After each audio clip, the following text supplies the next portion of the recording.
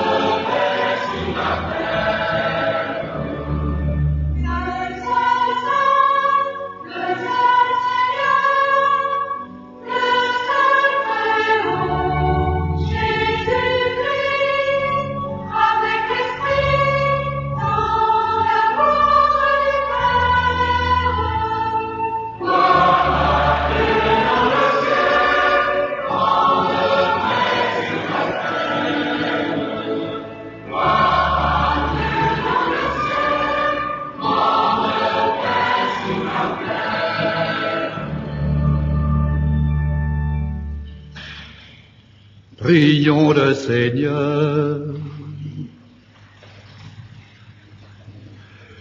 Dieu créateur et maître de toutes choses, regarde-nous, et pour que nous ressentions l'effet de ton amour, accorde-nous de te servir avec un cœur sans partage. Par Jésus-Christ, ton Fils, notre Seigneur et notre Dieu, qui règne avec toi et le Saint-Esprit, maintenant et pour les siècles des siècles.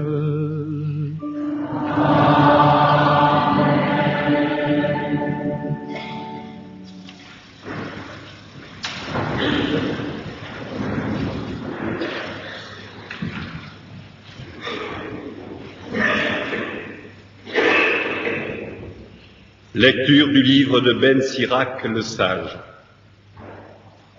Rancune et colère, voilà des choses abominables où le pécheur s'obstine.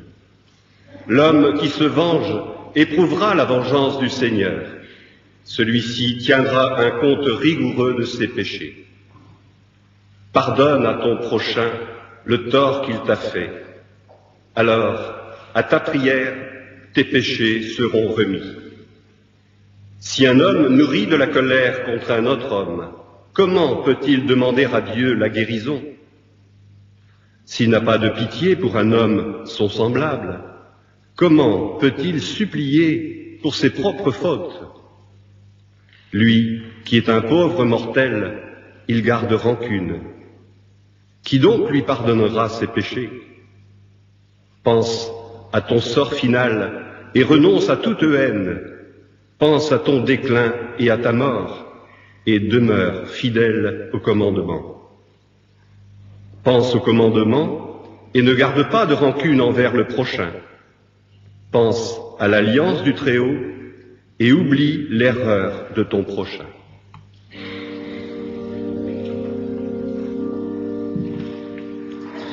Dieu est tendresse et pitié. Dieu est tendresse et pitié. Dieu est tendresse et pitié. Dieu est tendresse et pitié. Bénis le Seigneur, mon âme, bénis son nom très saint, tout mon être. Bénis le Seigneur, mon âme, n'oublie aucun de ses bienfaits, car il pardonne toutes tes offenses et te guérit de toute maladie. Il réclame ta vie à la tombe et te couronne d'amour et de tendresse. Dieu est tendresse et pitié.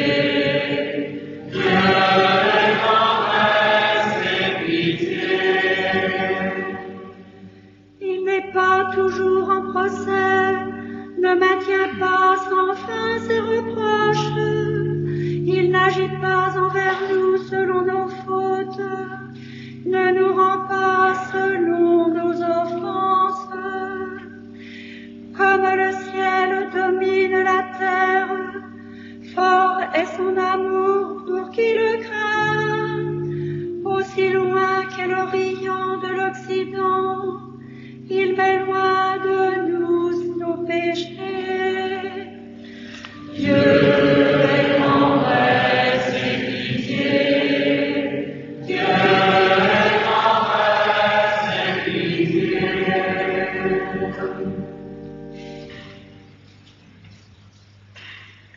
Lecture de la lettre de saint Paul apôtre aux Romains.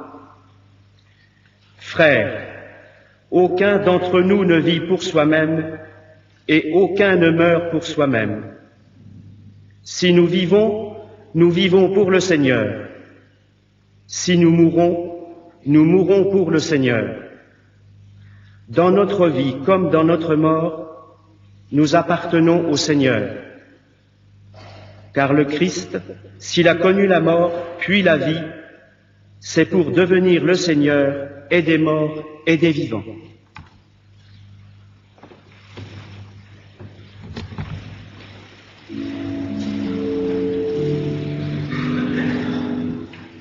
Louez Dieu tous les peuples. Louez Dieu tous les peuples. Chantez sa grande gloire. Chantez sa grande gloire. Oui, notre Dieu nous aime. Son amour est fidèle.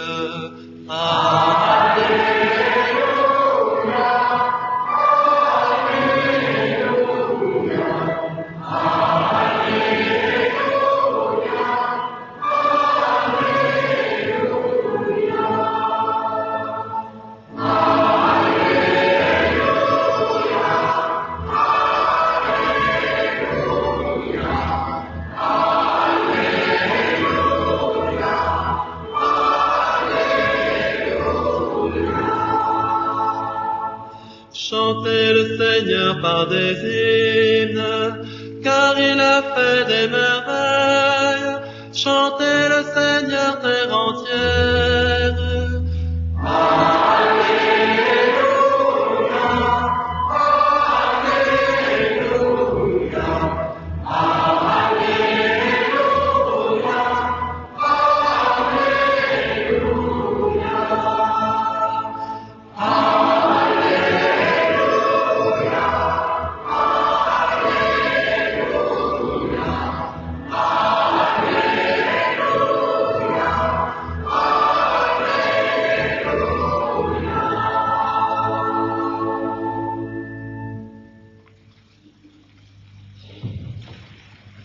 Le Seigneur soit avec vous.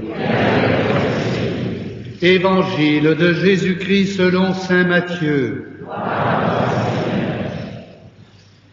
Pierre s'approcha de Jésus pour lui demander « Seigneur, quand mon frère commettra des fautes contre moi, combien de fois dois-je lui pardonner? Jusqu'à 7 fois ?» Jésus lui répondit, « Je ne dis pas jusqu'à 7 fois, mais jusqu'à 70 fois 7 fois. » En effet, le royaume des cieux est comparable à un roi qui voulut régler ses comptes avec ses serviteurs. Il commençait quand on lui amena quelqu'un qui lui devait 10 000 talents, c'est-à-dire 60 millions de pièces d'argent. Comme cet homme n'avait pas de quoi rembourser, le maître ordonna de le vendre avec sa femme, ses enfants et tous ses biens, en remboursement de sa dette. Alors, tombant à ses pieds, le serviteur demeurait prosterné et disait « Prends patience envers moi, je te rembourserai tout. » Saisi de pitié, le maître de ce serviteur le laissa partir et lui remit sa dette. Mais, en sortant, le serviteur trouva un de ses compagnons qui lui devait 100 pièces d'argent. Il se jeta sur lui pour l'étrangler, en disant « Rembourse ta dette !» Alors, tombant à ses pieds, son compagnon le suppliait « Prends patience envers moi et je te rembourserai. » Mais l'autre refusa et le fit jeter en prison jusqu'à ce qu'il ait tout remboursé. Ses compagnons, en voyant cela, furent profondément attristés et allèrent tout raconter à leur maître. Alors celui-ci le fit appeler et lui dit « Serviteur mauvais, je t'avais remis toute cette dette parce que tu m'avais supplié. Ne devais-tu pas à ton tour avoir pitié de ton compagnon, comme moi-même j'avais eu pitié de toi ?» Dans sa colère, le maître le livra au bourreau, jusqu'à ce qu'il eût tout remboursé. C'est ainsi que mon Père du ciel vous traitera si chacun de vous ne pardonne pas à son frère de tout son cœur. Acclamons la parole de Dieu.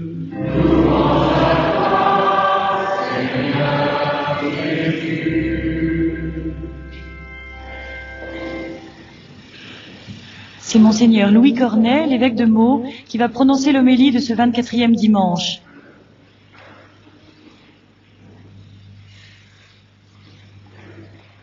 La parole de Dieu en ce dimanche nous fait porter sur la rentrée, sur les événements, un regard un peu neuf. La rentrée, retrouver à l'école de vrais copains, mais aussi les autres avec qui nous ne sommes pas en amitié. La rentrée, retrouver des concurrents, des collègues de travail, des voisins, avec qui ça ne passe pas très bien.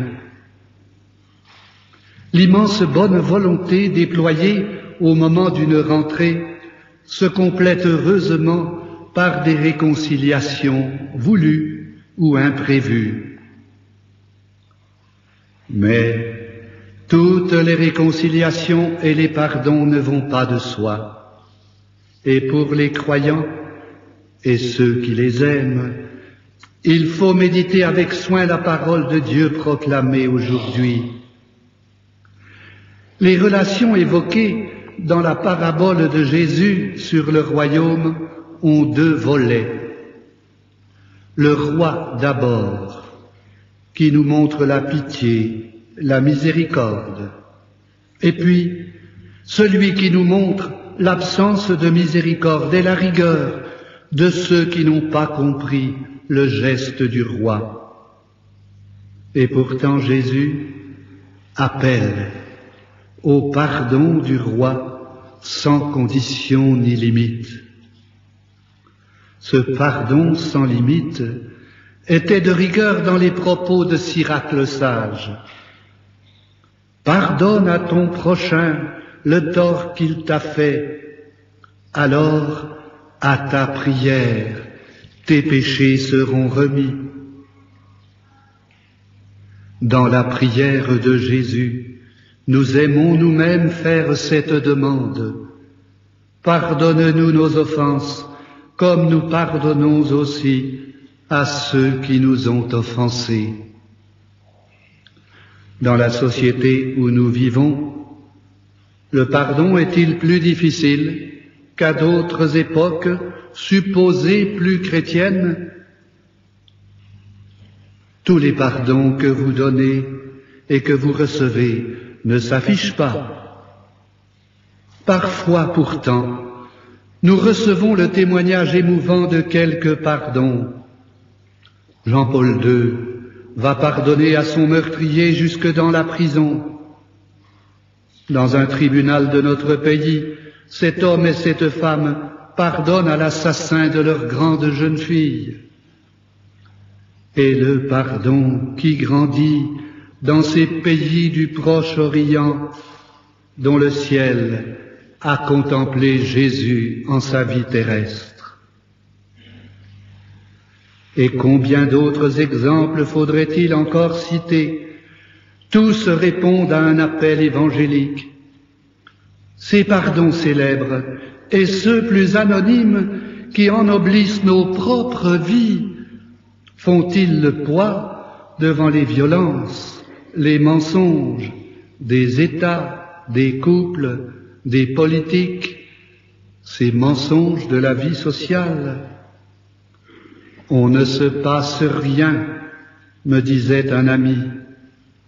Pensait-il à l'ex-Yougoslavie ou à un couple proche? La haine, la colère, la rancune, les conflits d'intérêts, plus encore les conformismes de la vengeance et des comptes à régler, tout cela résiste sauvagement à toute tentative de pardon ou de réconciliation.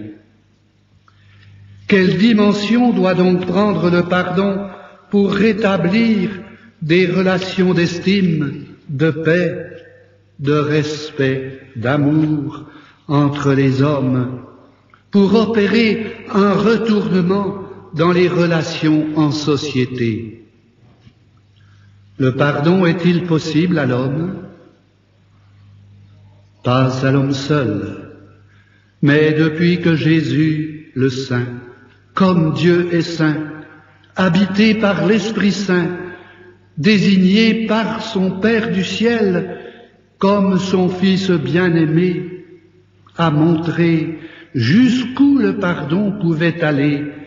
Quelque chose peut changer, a changé. Jésus, sur la croix, a montré la source du pardon et l'infinie valeur de tout geste de miséricorde.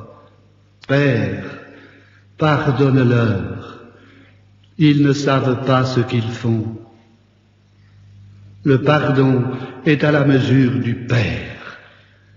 Mais il fallait que Jésus offre sa vie pour être entendu de ce Père et des hommes que nous sommes. Et il y a, dans le pardon de l'homme pour l'homme, quelque chose de ce cri et de cette offrande, une dépossession de soi et un acte de confiance en celui qui, de l'aveu même de Jésus, peut rétablir l'homme dans la sainteté de la miséricorde. Le pardon est fait d'actes précis, mais nous en puisons la force à sa source vive, la miséricorde du Dieu saint, avec qui nous entrons en communion de vie par la prière et les sacrements. Nous sommes amenés à rechercher le pardon pour nous-mêmes, et ce pardon de nos fautes est si grand qu'il relève d'un sacrement. Le sacrement de réconciliation, où Dieu s'approche comme un feu qui purifie. Les jeunes réunis à la journée mondiale de la jeunesse à Denver pour le 15 août en ont fait la joyeuse expérience.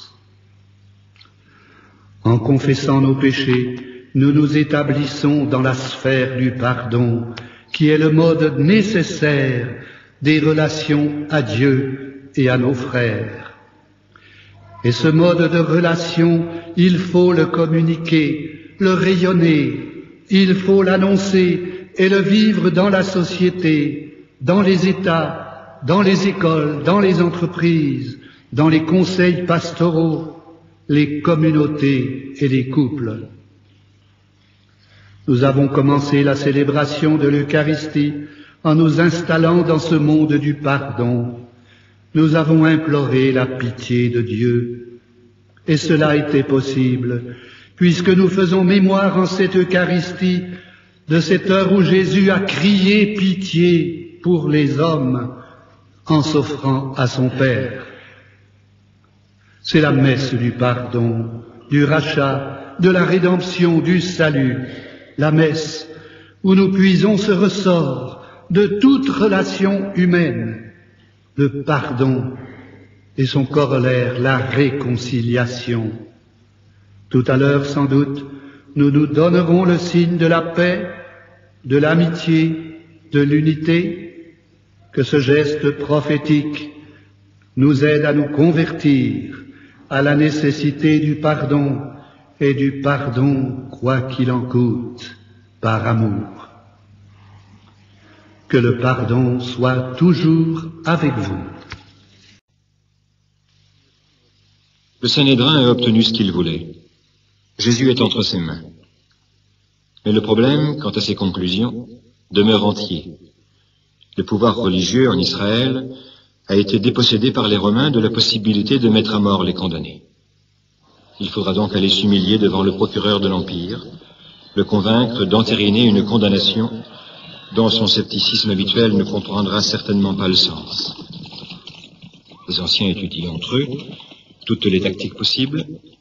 Le Romain est malin et ne manque aucune occasion de leur rappeler discrètement que les Juifs notables ne sont rien moins que des colonisés. Le jeu sera serré. Mais il importe de conclure l'affaire avant que ne commence le sabbat. Vendredi, 6 heures du matin, Pilate, Le procurateur, arrivé de la veille pour s'assurer du calme public lors des fêtes de la Pâque, est réveillé par l'un de ses conseillers, un citoyen romain d'origine syrienne, qui connaît bien les méandres de la pensée juive et l'aide à résoudre les problèmes de ces gens, uniques en leur genre ou au demeurant bien compliqués. Un seul Dieu, un seul temple, des susceptibilités incompréhensibles, de quoi faire sourire par les temps qui courent. À Rome, depuis le début de la conquête, la politique est demeurée inchangée. Religion libre pour Israël, à condition que l'impôt soit payé et que les Juifs restent tranquilles. Drapé dans sa toge et d'humeur partagée, Pilate s'est assis dans la salle d'audience. Le cortège s'avance, avec à sa tête le prisonnier, vêtu d'une longue tunique maculée de poussière et de crachats. Pilate pense en lui-même qu'il n'a pas l'air bien dangereux, cet homme pour lequel on lui gâche sa matinée. Voyons un peu ce qui vous amène. Noble Pilate, nous n'avons pas pour habitude de te déranger pour rien. Certainement, tu as entendu parler de ce Jésus de Nazareth, qui prêche de fausses doctrines et prétend être un prophète. Le voilà devant toi. Nous l'avons interrogé. À notre horreur, il s'est proclamé fils de Dieu et roi des Juifs. Alors, nous l'avons condamné, sauf ton autorité, à la peine de mort, pour blasphème. Oh, on n'exécute personne pour des histoires de ce genre. Je vous propose un compromis pour lui donner une leçon à votre Jésus.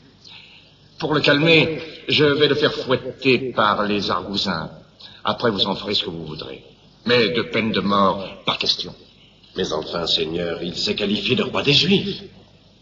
Quiconque se fait roi est l'ennemi de César, notre empereur. Bravo! Je vous remercie de cet acte de patriotisme romain dont je référerai en haut lieu. Pour le moment, j'ai envie de parler un peu avec ce prétendu roi. Laissez-nous. Sur le visage de Pilate s'était épanoui un sourire narquois.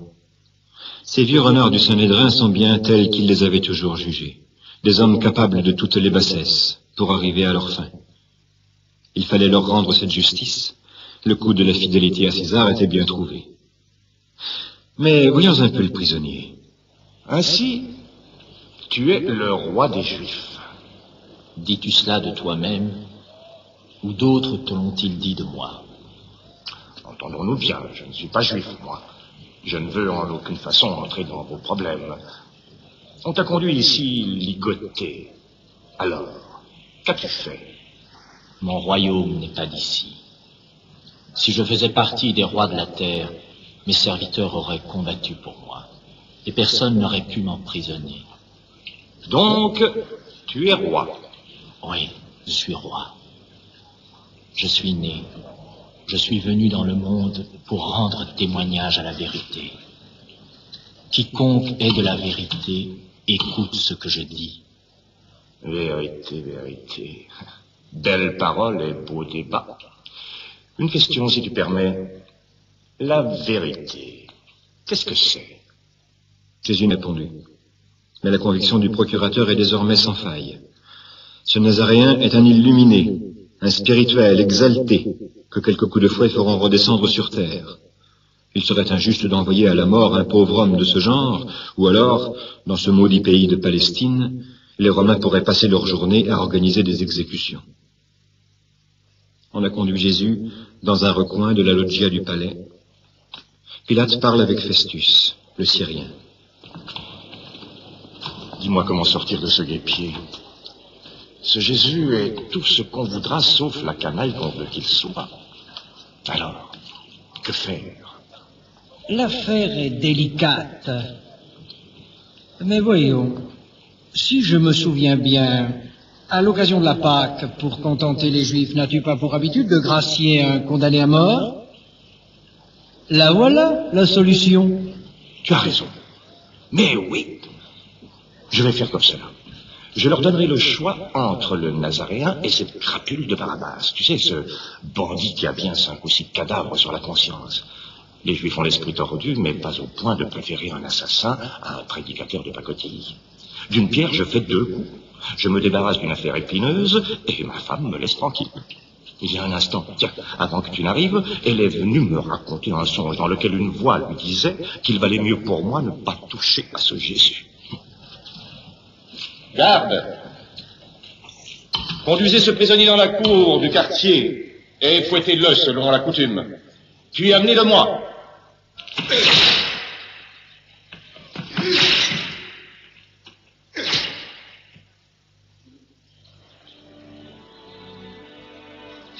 Jésus est nu, les bras en extension, lié à la colonne de pierre du centre de la cour. La lanière lestée de plomb lui pénètre au plus profond des chairs. En un instant, son corps n'est plus qu'une onde immense de douleur.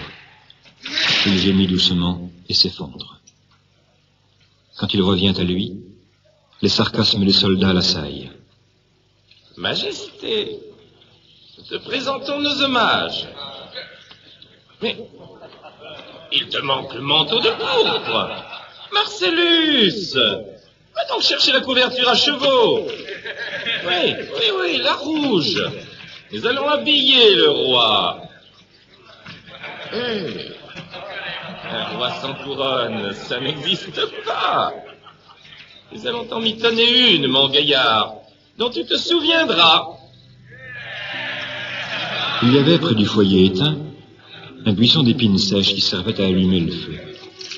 L'un des soldats, en grognant qu'il se piquait, en fit une sorte de casque qu'on enfonça à coups de roseau sur le crâne du Nazaréen. L'homme ne réagissait plus. Il avait le regard fixe de l'être arrivé au plus profond de la souffrance.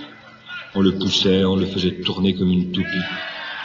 Il se prêtait à tout, sans mot dire. Bon, la fête est terminée. Conduisons-le là-haut. Le procurateur l'attend. Pilate n'était pas un cœur sensible, mais à la vue de Jésus, il fut touché de compassion. Vraiment, la leçon suffisait.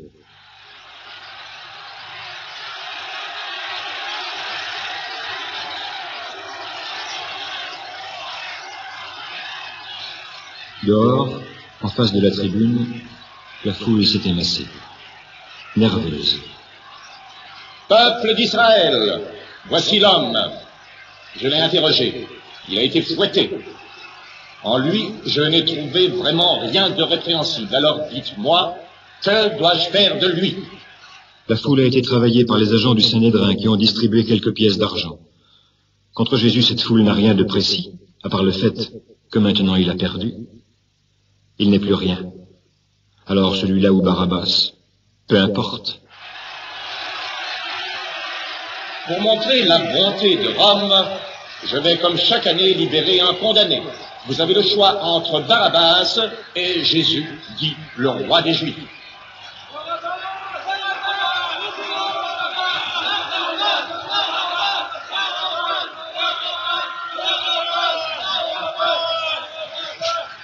Mais alors, que ferai-je de votre roi? Votre roi, c'est César!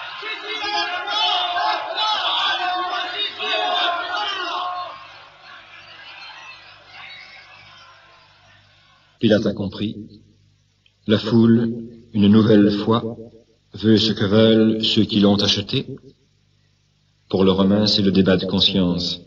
Résister au peuple, c'est se créer des ennuis, et à Rome, on a horreur des gouverneurs à problème. D'autre part, faire crucifier un innocent n'est pas très propre. Oh, et puis qu'ils aillent au diable. Les Juifs veulent cette victime, qu'ils en prennent la responsabilité. Je suis innocent de la mort de cet homme juste. À vous de voir. Et des voix s'écrièrent que tous acceptaient que le sang du Nazaréen retombe sur eux et sur leurs enfants.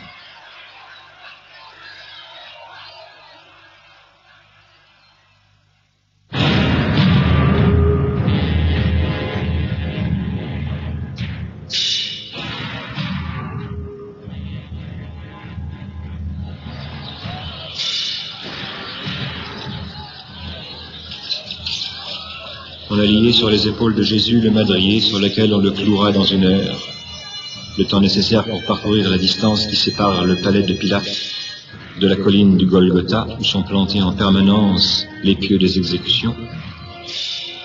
Le groupe flanqué de soldats en armes s'avance, au milieu de gens dont certains se rendent compte, en regardant le visage du condamné, qu'Israël est en train de perpétrer une terrible injustice. Jésus, à plusieurs reprises, s'écroule, épuisé.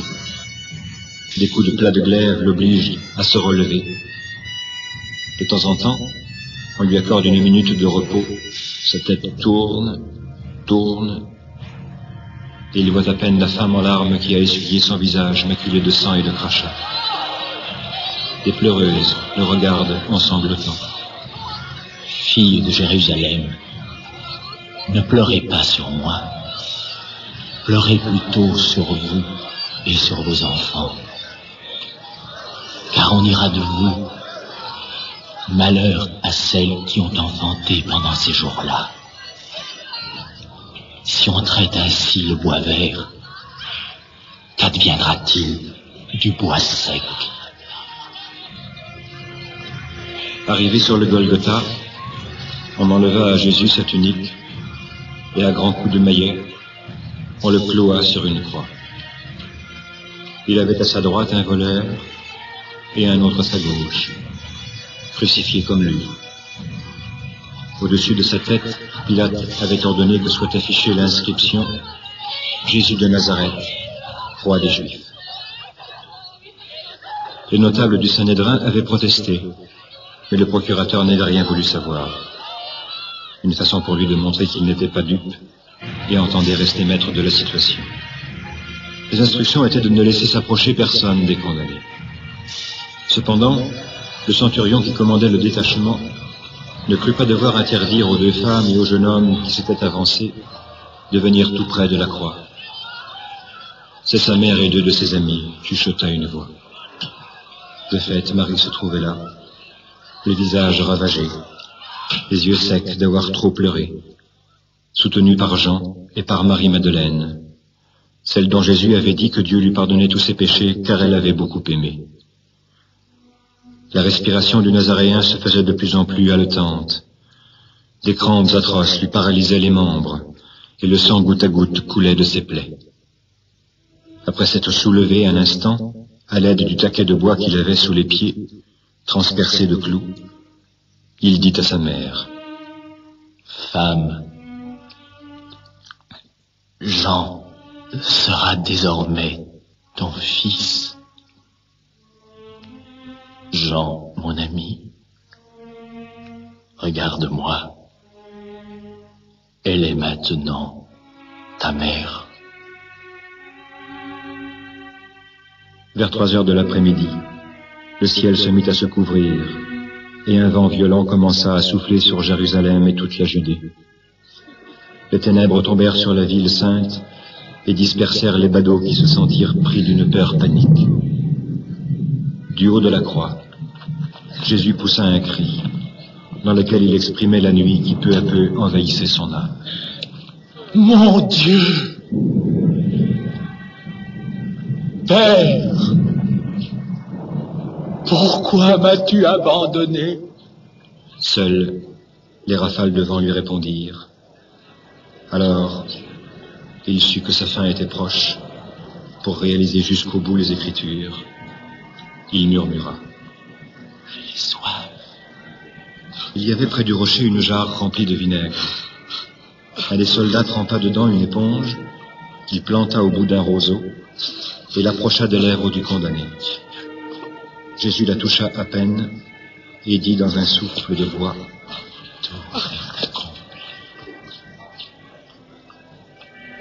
on le vit incliner la tête sur le côté, son corps s'affaissa, quelques soubresauts, puis plus rien.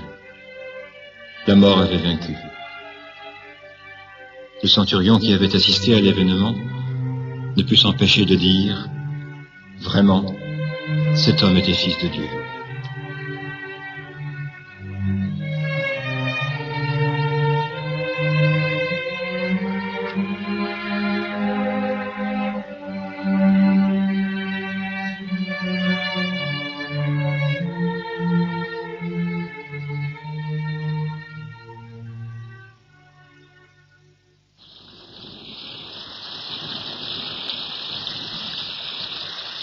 Les deux voleurs, eux, n'étaient pas encore morts. Pour rater leur faim, on leur brisa les jambes à coups de barre. Mais au corps de Jésus, on ne toucha pas, car il était clair que la mort avait fait son œuvre. Comme ultime contrôle, un soldat lui perça le côté d'un coup de lance. Il en sortit du sang et de l'eau. Marie, Jean et Marie-Madeleine n'avaient pas bougé, comme pétrifiés. Joseph d'Arimathie, qui était en secret disciple de Jésus, s'approcha d'eux et leur dit que l'heure du sabbat allait bientôt sonner et qu'il fallait faire vite. Il avait un tombeau neuf qu'il mettait à leur disposition. Qu'on ne se préoccupe de rien, il obtiendrait de Pilate l'autorisation de prendre le corps. Le procurateur ne fit aucune objection. Jésus avait payé. Il n'y avait aucune raison de le persécuter au-delà de la mort. Par sécurité, il ordonna que 4 soldats surveillent les allées et venues autour de la tombe, mais si la famille le désirait, qu'elle fasse ensevelir le cadavre selon la coutume juive. Marie est assise à même le sol. Sur ses genoux repose la tête de son fils. Elle ne dit rien.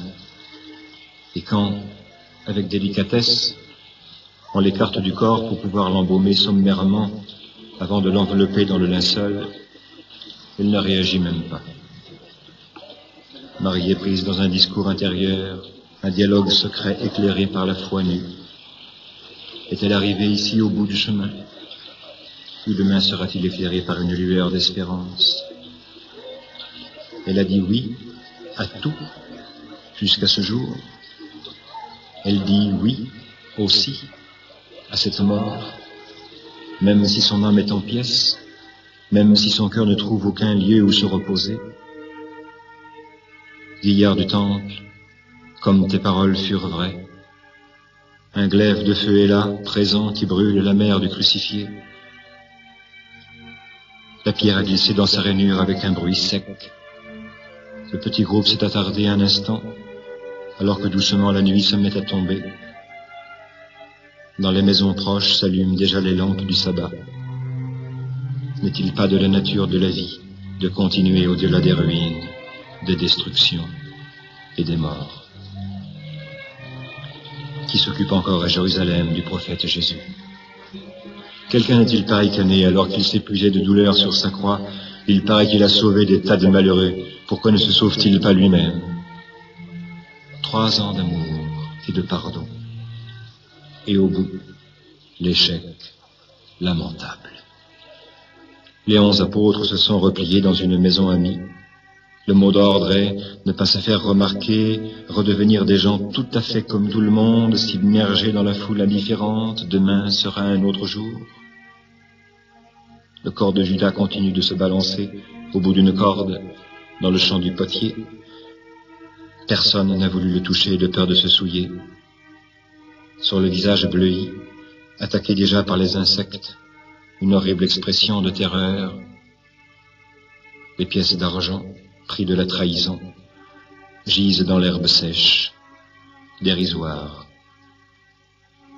Dans la maison qui abrite la mère du Nazaréen, c'est le silence. Marie ne dort pas. Elle veille dans la tente de l'aube. La pièce adjacente est occupée par Marie-Madeleine et l'autre Marie.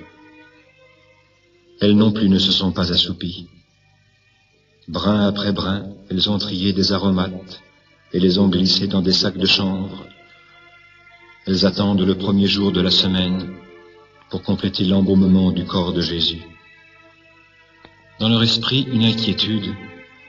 Les soldats qui gardent la tombe, les aideront-elles à dégager l'ouverture? À l'horizon, le soleil commence sa course. Selon la loi, les activités peuvent reprendre.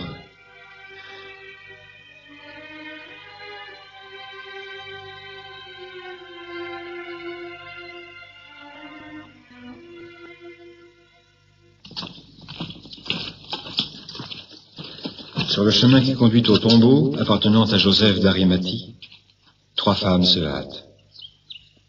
Le premier, il trouve entendu par l'heure leur nom d'un vin, il se lève et leur demande ce qu'elles viennent faire à cette heure matinale. Nous sommes venus pour embaumer son corps. En disant ces paroles, Marie-Madeleine ne peut s'empêcher de pleurer. Les hommes sont émus. Peut-être un soldat sans être un cœur de pierre. Allez, on va t'aider. La veille de votre sabbat, les camarades qui ont fermé la tombe ont dit que la pierre était drôlement lourde. Le groupe fait quelques pas. La stupéfaction se lit sur certains visages. La tombe est grande ouverte. Dans la tête des hommes d'armes, en un instant, en eux une certitude. Les ennuis pour eux vont commencer. Et pourtant ils n'ont pas bougé, rien, pas un instant. Sans plus attendre, suivi des 3 femmes, ils se ruent dans le tombeau. Il est vide.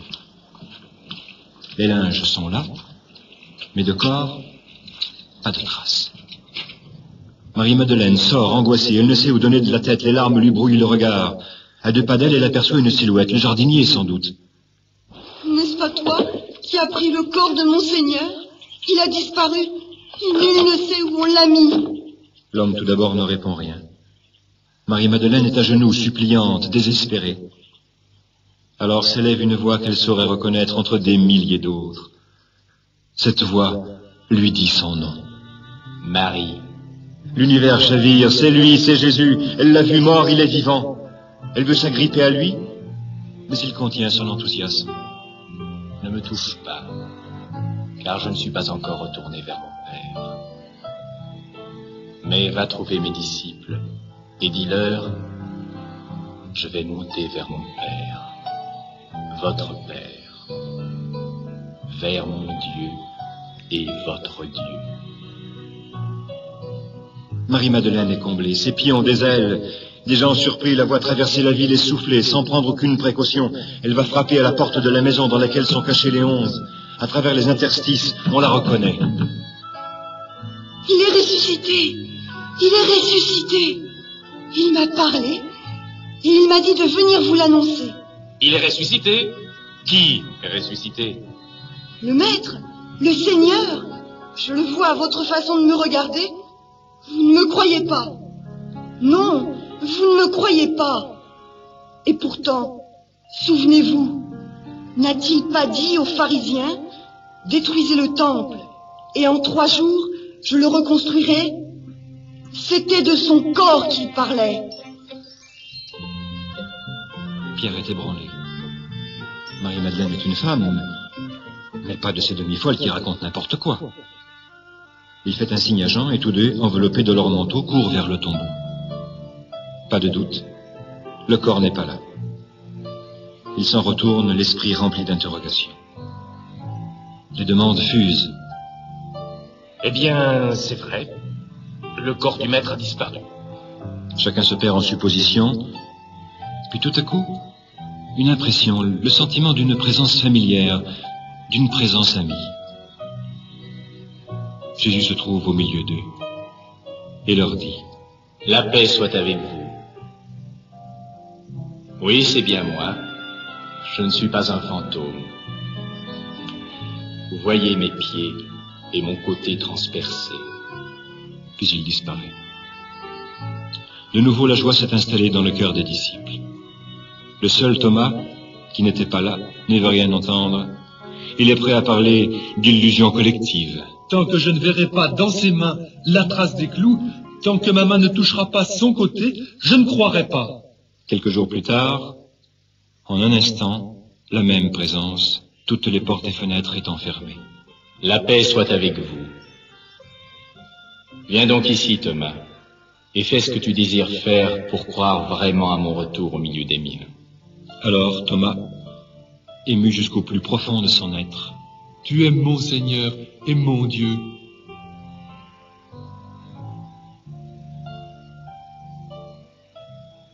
Parce que tu as pu voir, Thomas, tu crois? Ils sont heureux et bénis ceux qui ont cru sans avoir la possibilité de voir. Ami, comme le Père m'a aimé, moi aussi, je vous aime. Restez fidèles à mon amour.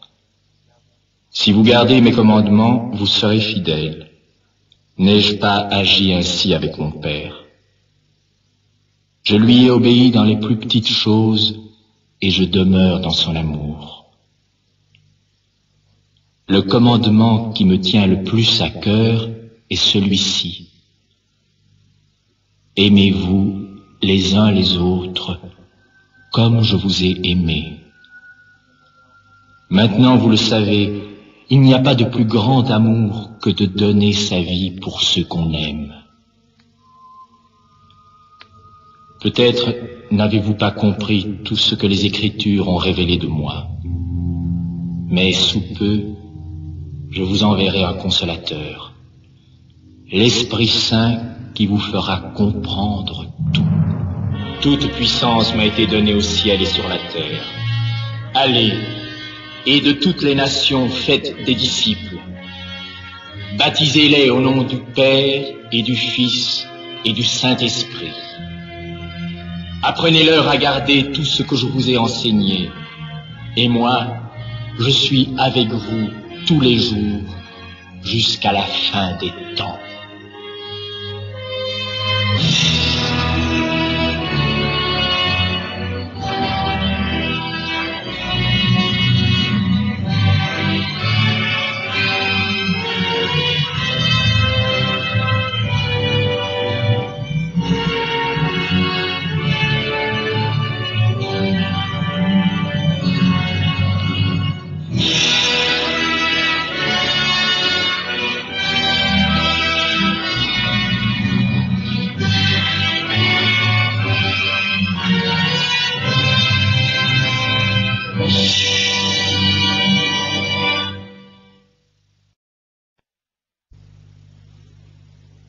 J'aimerais vous citer quelques mots d'un grand cardinal français, mort il y a peu d'années. La conviction doit renaître dans le peuple chrétien. Ce dont notre civilisation a le plus besoin, c'est que Dieu soit rendu visiblement présent au milieu d'elle. Et c'est la vocation admirable du prêtre. Dieu visible au milieu de nous. Vous vous rendez compte? Comme ce serait bon. C'est quoi, la vocation? Vocation? Cela vient du mot latin vocare, qui veut dire appeler. Tu sais, un prêtre, c'est celui que Jésus a appelé, comme il a appelé Simon-Pierre le pêcheur, ou Matthieu le percepteur, ou même Saul sur le chemin de Damas. Et appelé pour quoi faire? Pour devenir pêcheur d'hommes. C'est lui-même qui l'a dit à Pierre, pour transmettre à la suite des apôtres le message de la résurrection. C'est sûr qu'il faut des prêtres. Qui est-ce qui dirait la messe? Si nous n'avions plus de prêtres, Pierre, ce serait terrible en effet. Bien sûr, nous pourrions toujours prier ensemble, lire la Bible et tous les textes saints. Rien même ne nous empêcherait de continuer à offrir à Jésus notre travail et nos efforts. Mais il n'y a qu'un prêtre qui puisse consacrer le pain et le vin pour qu'ils deviennent le corps et le sang de Jésus? Oui, sans le prêtre, plus de consécration, plus d'Eucharistie, la nourriture parfaite des enfants de Dieu. Et en plus, ils ne font pas que ça. Ils font les baptêmes, les mariages, tout ça. C'est quoi tout ça, comme tu dis? C'est les sacrements. Je sais bien que ça s'appelle les sacrements, mais qu'est-ce que ça veut dire au juste? C'est un rite ou une cérémonie instituée par Jésus. Ce que tu dois savoir, c'est que chaque sacrement nous donne ou augmente la grâce, c'est-à-dire la vie divine. Mais aussi, chaque sacrement est un lien qui unit les enfants de Dieu entre eux, en même temps qu'il les unit à Jésus. Oh là là! Ne t'affole pas. Écoute, tu as vu combien nous sommes gênés par tout ce que nous ne pouvons pas voir? Jésus, qui nous connaît si bien, le sait. C'est pourquoi il a voulu nous donner des signes précis, visibles, pour manifester qu'il nous donnait sa grâce ou qu'il l'augmentait. Lorsque tu pleures, tes larmes sont le signe que tu as de la peine. Lorsque tu embrasses, le baiser est le signe de ton amour. Lorsque tu dessines sur ta tête, ta poitrine et tes épaules la forme d'une croix, c'est le signe de ta foi en Jésus mort en croix pour nous. Parce que les hommes ont un corps, ils ont besoin de voir, de sentir, de toucher. Ce n'est ni ridicule ni déshonorant. Le sacrement, c'est donc une cérémonie où on emploie des signes ou des choses visibles pour représenter une réalité invisible. C'est en somme Dieu qui veut bien se mettre à notre portée.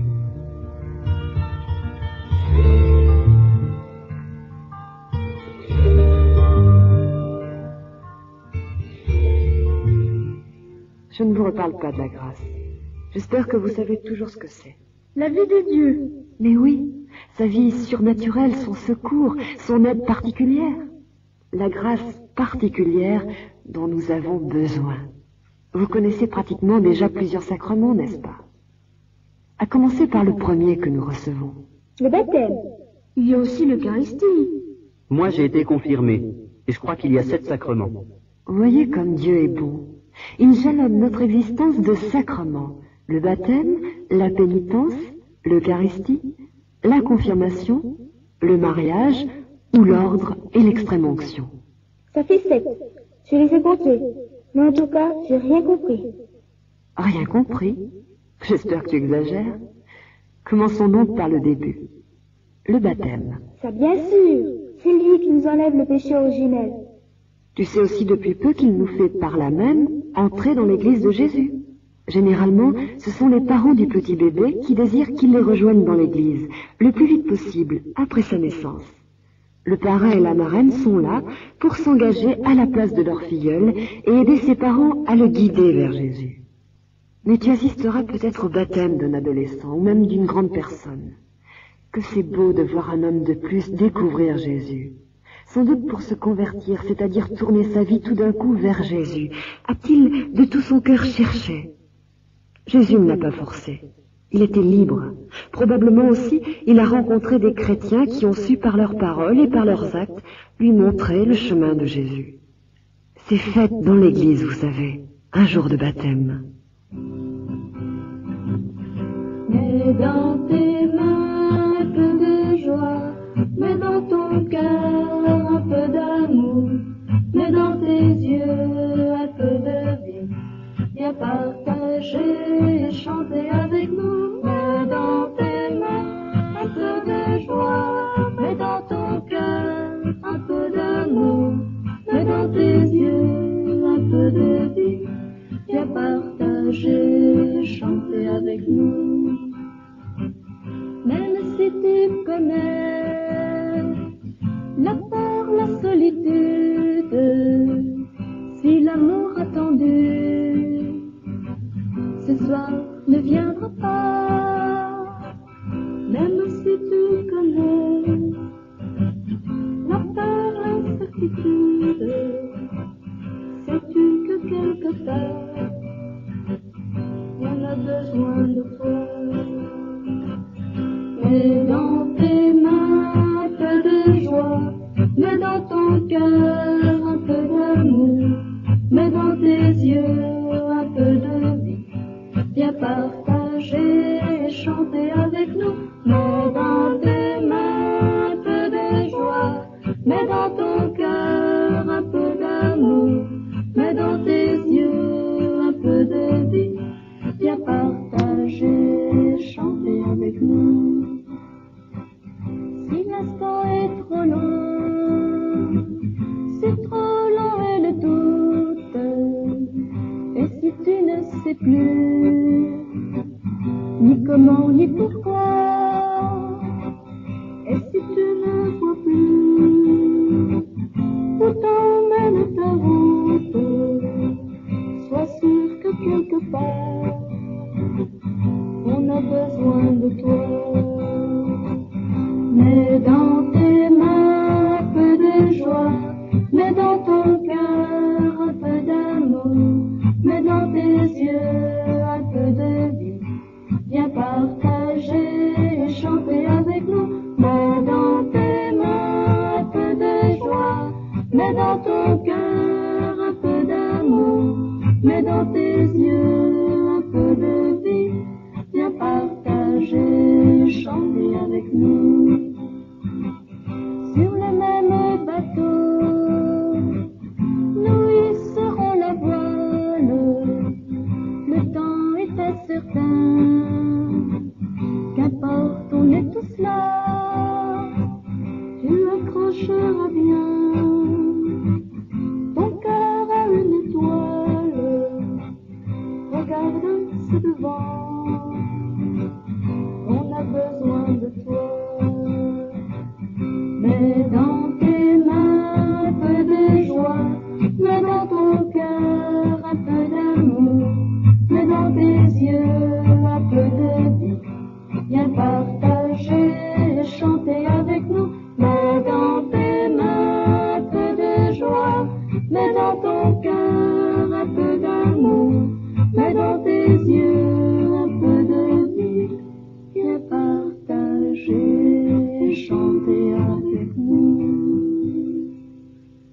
Nous avons longuement parlé de l'Eucharistie, ce sacrement qui doit être notre nourriture spirituelle, la plus régulière et la plus fréquente possible.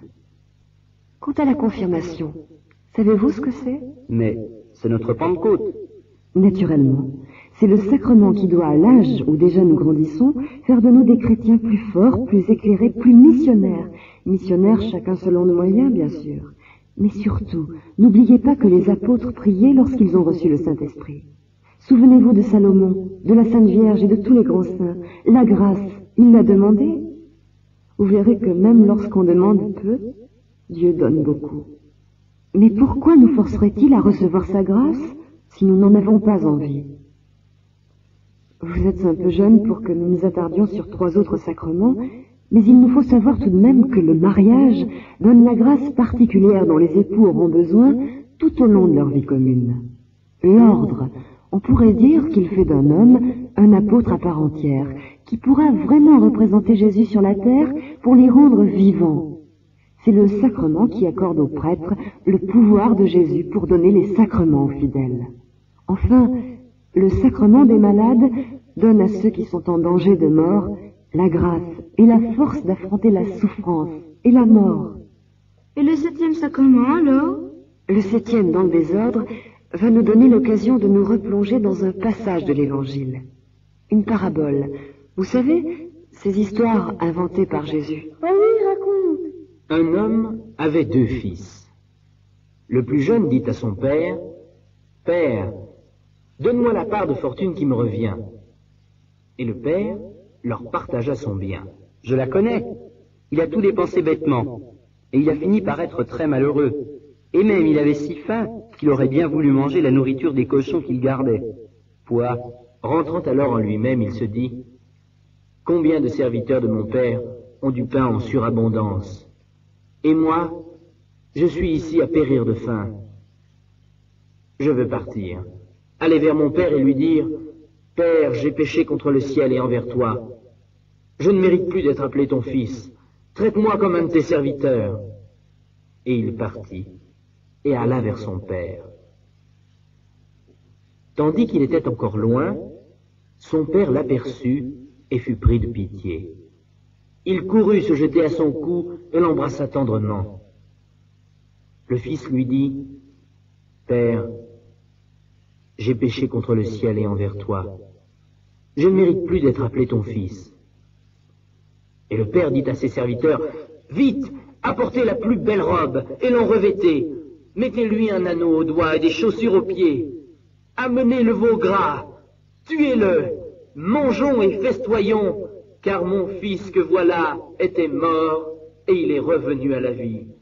Il était perdu et il est retrouvé. » Jésus raconte aussi que le fils aîné était très très jaloux et qu'il s'est même mis en colère. C'est vrai, mais te souviens-tu de ce que lui dit alors le père? Pourquoi cette colère? Toi, mon enfant, tu es toujours avec moi, et tout ce qui est à moi est à toi. Mais il fallait bien festoyer et se réjouir, puisque ton frère que voilà était mort, et il est revenu à la vie.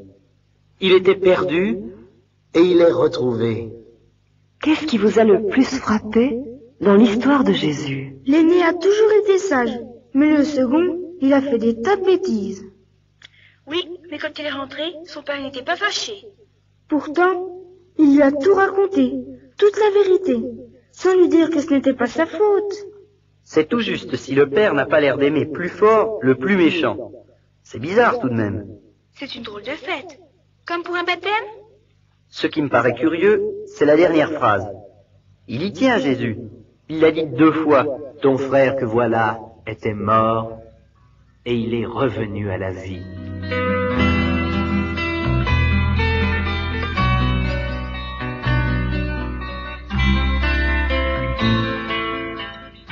Vous voyez comme Jésus est un bon maître. Vous avez découvert tout seul exactement tout ce qu'est le sacrement de pénitence, que nous appelons aussi la confession. Si on résume ce qui arrive à chacun de nous lors de la confession, ça donne ça. Premièrement, j'ai péché contre le ciel et contre les autres. Le péché rend mon âme malade et peut la faire mourir. Deuxièmement, je réfléchis à ce que j'ai fait et je le regrette. Troisièmement, je décide de retourner vers mon Père Dieu. Alors je vais voir le prêtre qui a reçu pouvoir de remplacer Jésus.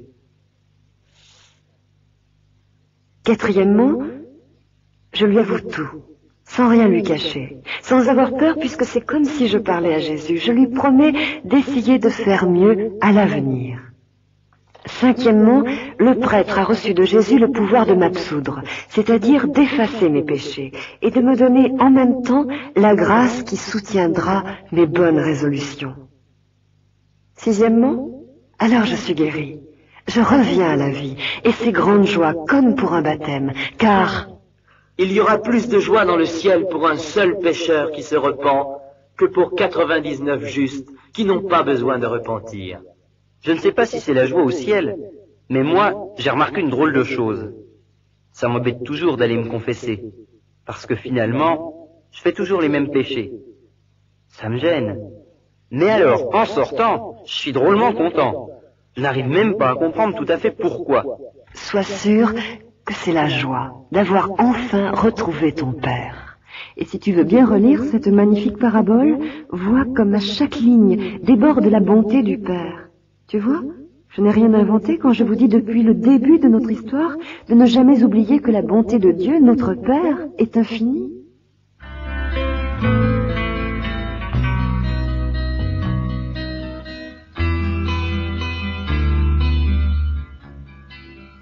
Bon, voilà pour les sacrements. Mais dans tout ça, si on réfléchit bien, c'est surtout les prêtres qui sont importants dans l'Église. On ne peut pas se passer d'eux. Tandis qu'à mon avis, l'Église, elle peut très bien se passer de moi. Oh, Paul, quelle grosse erreur. Il est grave de rétrécir l'Église comme ça. C'est faux de penser qu'elle peut se réduire aux prêtres, voire même à quelques gens bien, à des vieilles personnes ou à des personnes riches ou intelligentes ou pieuses.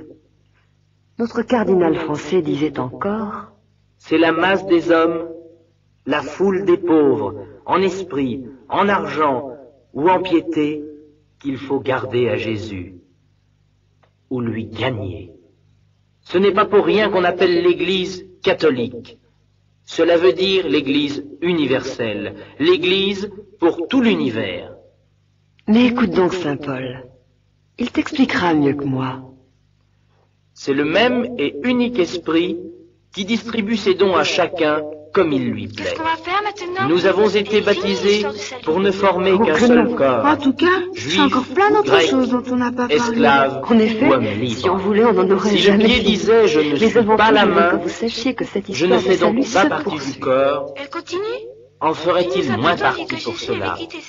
Si l'oreille disait je ne suis pas l'œil, je ne fais pas partie du corps. Oui, bien sûr. En ferait-elle moins partie pour Au lieu de cela? leur dire au revoir ou même Ainsi, adieu, comme nous il y a le disons plusieurs parfois, membres, mais Jésus a un fait à seul ses corps. apôtres cette L'œil ne peut étonnante pas dire à la réflexion. main je n'ai pas besoin de vous. Voici que je Ni suis la avec tête vous dire aux pieds pour je n'ai toujours, pas besoin de vous. jusqu'à la fin du Tu monde. comprends? Si tu te coupes le petit doigt, par exemple, c'est toi tout Nous entier allons qui n'es chercher pas à content. comprendre